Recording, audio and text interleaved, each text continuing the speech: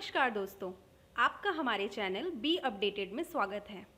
आज का हमारा वीडियो दुनिया भर में बन रही कोरोना वैक्सीन्स पर और एक वैक्सीन को बनने में इतना समय क्यों लगता है इस पर होगा। दुनिया भर में कोरोना केसेस के मामले बड़ी तेज़ी से बढ़ रहे हैं। जिस समय हम ये वीडियो बना रहे हैं उस समय पूरी दुनिया में 1,52,20,438 केसेस हुए हैं। तो ऐसे समय में सबसे बड़ी ज़रूरत है इस बीमारी का इलाज, यानी कि कोविड-19 की वैक्सीन। दुनिया भर में कई देश और प्राइवेट लैब्स वैक्सीन बनाने की होड़ में हैं। वर्ल्ड हेल्थ ऑर्गेनाइजेशन ने अपने इंटरव्यू में बताया 150 से ज़्यादा देश कोविड-19 की वैक्सीन बनाने में लगे हैं। लेकिन वैक्सीन बनाना एक लॉन्ग टर्म प्रोसेस है। रिसर्चर्स के अनुसार एक वैक्सीन बनने में लगभग 10 साल का समय लगता है। एक सर्वे के अनुसार जो फास्टेस्ट वैक्सीन बनी थी उसमें भी 4 साल का समय लगा था। तो चलिए हम जानते हैं कि एक वैक्सीन कितने फेजेस में बनती है और इसको इतना समय क्यों लगता है। वैक्सीन को बनाने में मेनली 6 स्टेजेस हो सकती हैं। फर्स्ट स्टेज एक्सप्लोरेटरी होती है, जिसमें साइंटिस्ट रिसर्च करके पता लगाते हैं कि वैक्सीन किस किस तरह से बन सकती है। इसकी डेवलपमेंट प्रोसेस डिज़ाइन की जाती है और फिर इसे डेवलप किया जाता है। सेकेंड स्टेज है प्री क्लिनिकल, जिसमें वैक्सीन को सेल्स या एनिमल्स पर टेस्ट किया जाता है और फिर ये पता लगता है कि वैक्सीन इम्यूनिटी प्रोड्यूस करती है या नहीं। थर्ड स्टेज है क्लिनिकल डेवलपमेंट का, जो कि 3 फेज़ प्रोसेस है। फेज़ 1 में 100 लोगों से कम को ये वैक्सीन ट्रायल के लिए दी जाती है कि ये कितनी सेफ है, and to learn more about the responses it provokes among test subjects. Phase 2 में 100 लोगों से ज़्यादा को ट्रायल बेस में लिया जाता है, जिनकी different age and different health conditions होती हैं, और उनके रिजल्ट्स को बाद में स्टडी किया जाता है।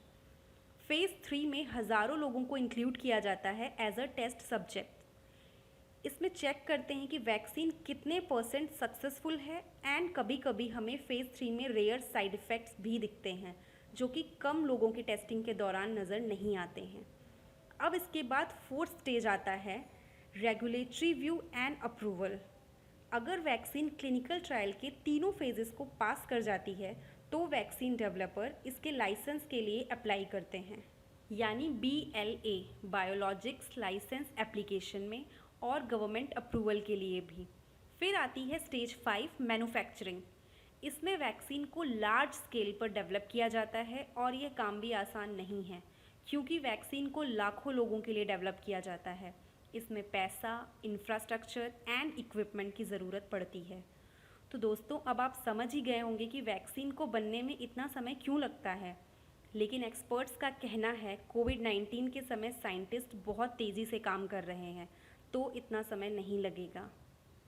अब चलिए हम जानते हैं कि दुनिया भर में कोविड-19 की वैक्सीन्स किन फेजेस में हैं और हमें इलाज कब तक मिल सकता है। इस रेस में जो वैक्सीन सबसे आगे है वो यूनिवर्सिटी ऑफ ऑक्सफोर्ड की ऑफिशियली नोन एज AZD122 है। It developed by Jenner Institute, a part of the Nuffield Department of Medicine at the University of Oxford. इस वैक्सीन के फॉर्मुलेशन को बैक किया एस्ट्राजेनिका, जो कि एक ब्रिटिश स्वीडिश फार्मास्यूटिकल कंपनी है।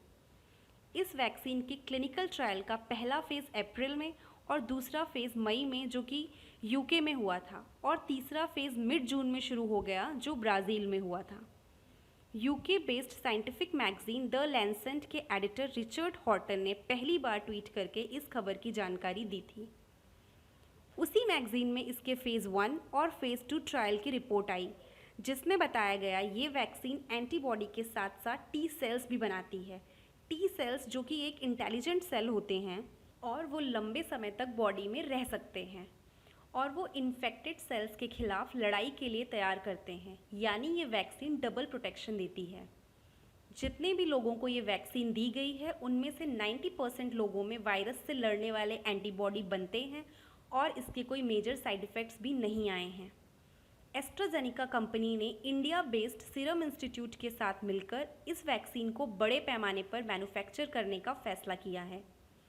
इंडिया में ये वैक्सीन कोविशील्ड नाम से जानी जाएगी और इंडिया में इसके फेज़ 3 ट्रायल्स अगस्त से शुरू हो सकते हैं।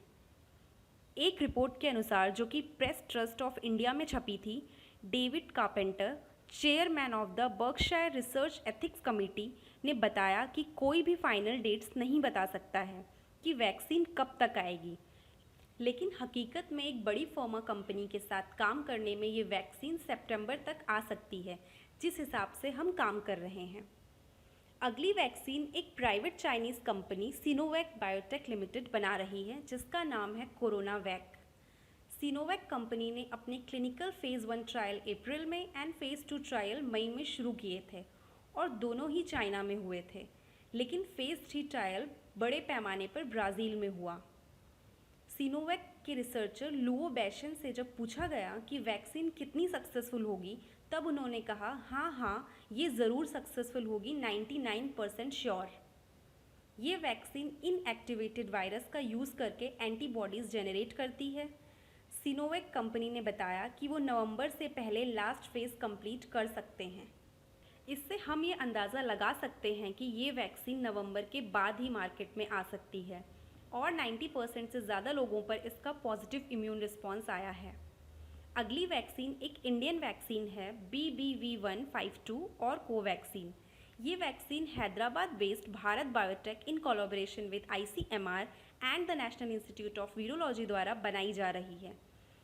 इस वैक्सीन का फेज़ 1 15 जुलाई से शुरू हुआ था, जिसमें 375 पेशेंट्स थे और दूसरा फेज़ भी इसी महीने शुरू होगा, जिसमें अराउंड 750 पेशेंट्स होंगे। SRM हॉस्पिटल इन चेन्नई उन 12 हॉस्पिटल्स में से एक है जिसको Indian centre for medical research ने ह्यूमन ट्रायल्स के लिए चुना है। इसमें पेशेंट्स को वैक्सीन फेज़ 1 में 14 डेज़ के डिफरेंस में 2 बार दी जाएगी। ICMR ने एक बयान में बताया कि वैक्सीन 15 अगस्त तक मार्केट में आ जाएगी, जो कि एक कंट्रोवर्शियल स्टेटमेंट था, और अगर ऐसा होता है तो ये एक हिस्टोरिक मोमेंट होगा। अगली vaccine US based company biotech firm Moderna ने बनाई है, जिसका नाम मॉडर्ना वैक्सीन और mRNA-1273 है। ये US की पहली कंपनी है जिसने ह्यूमंस पे टेस्टिंग शुरू की।